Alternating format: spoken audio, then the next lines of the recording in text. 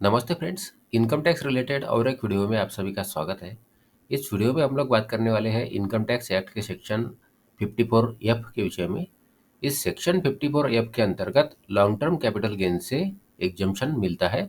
तो इसी सेक्शन के विषय में इस वीडियो में हम लोग बात करेंगे। तो इस सेक्शन 54F के अंतर्गत रेसिडेंशियल हाउस प्रॉपर्टी को छोड़ के कोई भी प्रॉपर्टी बेचने पर जो लॉन्ग टर्म कैपिटल गेन होता है उसमें से एग्जम्पशन मिलता है।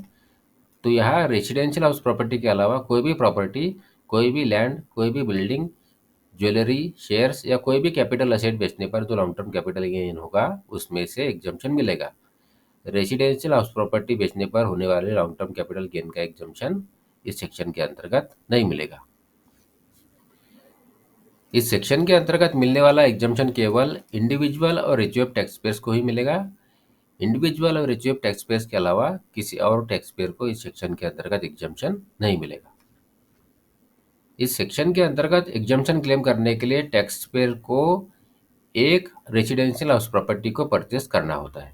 मतलब यदि किसी टैक्स पेयर के पास में एक रेजिडेंशियल हाउस प्रॉपर्टी ऑलरेडी है तो उसके अलावा टैक्स पेयर और एक रेजिडेंशियल हाउस प्रॉपर्टी इस सेक्शन के अंतर्गत परचेस करके एग्जम्पशन क्लेम कर सकता है।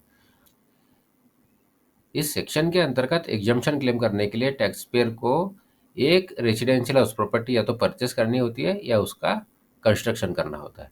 इसका मतलब यदि टैक्स पेयर के नाम ऑलरेडी एक हाउस प्रॉपर्टी है तो उसके अलावा और एक हाउस प्रॉपर्टी इस सेक्शन के अंतर्गत टैक्स पेयर परचेस कर सकता है या उसका कंस्ट्रक्शन करके इस सेक्शन के अंतर्गत एग्जम्पशन क्लेम कर सकता है।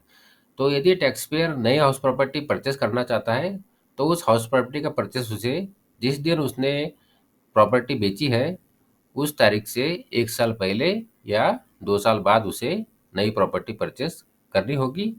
और यदि टैक्स पेयर नई प्रॉपर्टी को कंस्ट्रक्ट करना चाहता है तो जिस दिन उसने प्रॉपर्टी बेची है उस तारीख से लेके 3 सालों के अंदर उसे नए हाउस प्रॉपर्टी को कंस्ट्रक्ट करना होगा।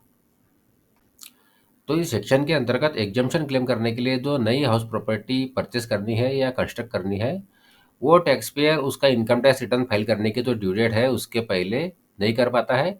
यदि कर पाता है तो बहुत अच्छी बात है, लेकिन नहीं कर पाता है तो ऐसे में उसे उसे प्रॉपर्टी बेचने पर जो अमाउंट मिली है उस अमाउंट को उसे कैपिटल गेन अकाउंट स्कीम के अंतर्गत डिपॉजिट करना होगा और उस अकाउंट में डिपॉजिट करके उसे एग्जम्पशन अपने इनकम टैक्स रिटर्न में क्लेम कर लेना होगा। और उसके बाद प्रॉपर्टी परचेस करने के लिए या कंस्ट्रक्ट करने के लिए जो समय सीमा दी गई है उस समय सीमा के अंदर इस कैपिटल गेन अकाउंट में जो पैसा डिपॉजिट किया है वो विड्रॉ करके या तो नई हाउस प्रॉपर्टी परचेस करनी होगी या उसका कंस्ट्रक्शन करना होगा। यह एक बात ध्यान रखनी होगी कि इस सेक्शन के अंतर्गत एग्जम्पशन तभी मिलेगा जब टैक्स पेयर ने जो प्रॉपर्टी बेची है, जिस दिन टैक्स पेयर ने प्रॉपर्टी बेची है उस दिन टैक्स पेयर के नाम पर एक से ज़्यादा रेजिडेंशियल हाउस प्रॉपर्टी नहीं होनी चाहिए। और ये जो नियम है ये नियम तब लागू नहीं होगा जब टैक्स पेयर ने प्रॉपर्टी बेचने के 1 साल पहले नई रेजिडेंशियल हाउस प्रॉपर्टी परचेस की है।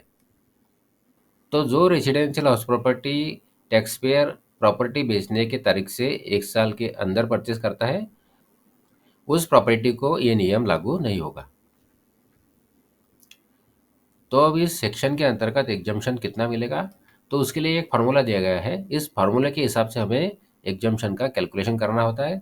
अब इस फार्मूले में जो नई प्रॉपर्टी की कॉस्ट है या जो हमने कैपिटल गेन अकाउंट में इन्वेस्ट किया है उसे लॉन्ग टर्म कैपिटल गेन के अमाउंट से गुना करना होता है और जो अमाउंट निकलेगी उसे प्रॉपर्टी बेचने पर जो नेट कंसिडरेशन मिला है, जो सेल अमाउंट मिली है उससे डिवाइड करना होता है।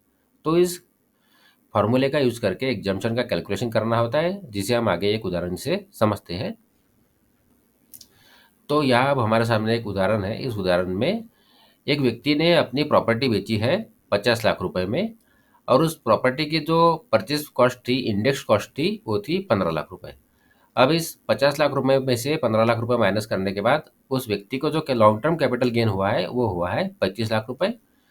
और टैक्स पेयर ने नई हाउस प्रॉपर्टी परचेस की है जिसकी कीमत है 40 लाख रुपए। तो हम यहाँ देख सकते हैं कि इस उदाहरण में लॉन्ग टर्म कैपिटल गेन है 35 लाख रुपए, जो नई प्रॉपर्टी परचेस की है वो है 40 लाख रुपए और प्रॉपर्टी को बेचने पर जो उसे सेल कंसिडरेशन मिला था, जो सेल अमाउंट मिली थी वो मिली थी 50 लाख रुपए। तो यहाँ इस उदाहरण के हिसाब से टैक्स पेयर ने जो नई हाउस प्रॉपर्टी परचेस की है वो 40 लाख रुपए की, और उसे प्रॉपर्टी बेचने पर जो अमाउंट मिली थी वो मिली थी 50 लाख रुपए। तो यदि टैक्स पेयर ये पूरे 50 लाख रुपए इन्वेस्ट कर देता, यदि इस 50 लाख रुपए की वो नई प्रॉपर्टी परचेस करता है, तो ऐसे में ये जो 35 लाख रुपए का कैपिटल गेन है ये पूरा एग्जम्प्ट हो जाएगा। लेकिन इस उदाहरण के हिसाब से टैक्स पेयर ने केवल 40 लाख रुपए का इन्वेस्टमेंट किया है, 40 लाख रुपए की ही प्रॉपर्टी परचेस की है। मतलब जो नई प्रॉपर्टी की कीमत है वो उसने प्रॉपर्टी बेचने पर जो उसे अमाउंट मिली है उससे कम है, 10 लाख रुपए से कम है। तो ऐसे में अब हमें कैलकुलेट करना होगा कि इस उदाहरण के हिसाब से कितना long term capital gain exempt होगा।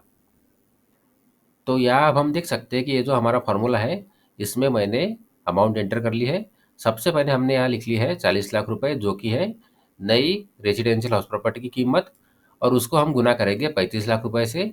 35 लाख रुपए हमें लॉन्ग टर्म कैपिटल गेन हुआ है, और हम डिवाइड करेंगे 50 लाख रुपए से। 50 लाख रुपए हमें सेल कंसिडरेशन मिला है। इसके बाद हमें जो अमाउंट मिलेगी वो मिलेगी 28 लाख रुपए। इसका मतलब इस फॉर्मूले का यूज़ करने के बाद जब हम कैलकुलेशन करेंगे तो हमें जो एग्जम्प्ट कैपिटल गेन मिलेगा वो मिलेगा 28 लाख रुपए। तो इस उदाहरण के हिसाब से जो कैपिटल गेन की अमाउंट थी वो थी 35 लाख रुपए। इस 35 लाख रुपए में से अब हमें एग्जम्प्ट कैपिटल गेन 28 लाख रुपए माइनस करना होगा। उसके बाद बचेगा 7 लाख रुपए। तो इस उदाहरण के हिसाब से 7 लाख रुपए के कैपिटल गेन पर टैक्स देना होगा। बाकी का long term capital gain exempt हो जाएगा, मतलब 28 लाख रुपए का एग्जम्पशन मिलेगा, 7 लाख रुपए पर टैक्स देना होगा। अब इस सेक्शन के अंतर्गत जो एग्जम्पशन मिलता है वो विड्रॉ भी किया जा सकता है। तो यह तीन ऐसी परिस्थितियां हैं जिन परिस्थितियों में इस सेक्शन के अंतर्गत मिलने वाला एग्जम्पशन विड्रॉ किया जा सकता है। तो टैक्स पेयर ने इस सेक्शन के अंतर्गत एग्जम्पशन क्लेम करने के लिए जो नई प्रॉपर्टी खरीदी थी, उसके अलावा यदि टैक्स पेयर 2 सालों के पहले कोई नई हाउस प्रॉपर्टी परचेस करता है, या 3 सालों के अंदर कोई नई रेजिडेंशियल हाउस प्रॉपर्टी कंस्ट्रक्ट करता है, तो ऐसे में इस सेक्शन के अंतर्गत मिलने वाला एग्जम्पशन विड्रॉ किया जाएगा। दूसरी परिस्थिति, टैक्स पेयर ने कैपिटल गेन अकाउंट स्कीम के अंतर्गत जो अमाउंट डिपॉजिट की है उसे दिए गए समय से पहले यूटिलाइज करना होता है। यदि टैक्स पेयर उस अकाउंट में जो पैसा जमा किया था उस पैसों का उपयोग करके 2 साल के पहले नई रेजिडेंशियल हाउस प्रॉपर्टी परचेस नहीं की जाती है, या 3 सालों के अंदर नया घर बनाया नहीं जाता है, उसका निर्माण नहीं किया जाता है, तो ऐसे में इस सेक्शन के अंतर्गत मिलने वाला एग्जम्पशन विड्रॉ किया जाएगा। और तीसरी परिस्थिति, यदि टैक्स पेयर नई हाउस प्रॉपर्टी परचेस करने या उसका कंस्ट्रक्शन करने के बाद यदि उसे 3 सालों के अंदर बेच देता है, तो ऐसे में भी इस सेक्शन के अंतर्गत मिलने वाला एग्जम्पशन विड्रॉ हो जाता है। जिस भी फाइनेंशियल ईयर में टैक्स पेयर द्वारा या जो तीन परिस्थितियां बताई गई है इनमें से कोई भी एक काम होता है, तो ऐसे में जिस फाइनेंशियल ईयर में वो डिफ़ॉल्ट होगा उस फाइनेंशियल ईयर का इनकम टैक्स रिटर्न भरते समय जो एग्जम्पशन क्लेम किया है उस अमाउंट को उस फाइनेंशियल ईयर के इनकम टैक्स रिटर्न में कैपिटल गेन दिखाना होगा। तो ये थी जानकारी इनकम टैक्स एक्ट के सेक्शन 54F के विषय में। इस सेक्शन के अंतर्गत रेसिडेंशियल हाउस प्रॉपर्टी के अलावा कोई भी प्रॉपर्टी बेचने पर जो लॉन्ग टर्म कैपिटल गेन होता है उसमें से एग्जम्पशन मिलता है। तो आशा करता हूँ इस वीडियो की जानकारी आपको यूज़फुल लगी हो। यदि इस वीडियो की जानकारी आपको यूज़फुल लगी है तो वीडियो को लाइक करिए, चैनल को सब्सक्राइब करिए। धन्यवाद।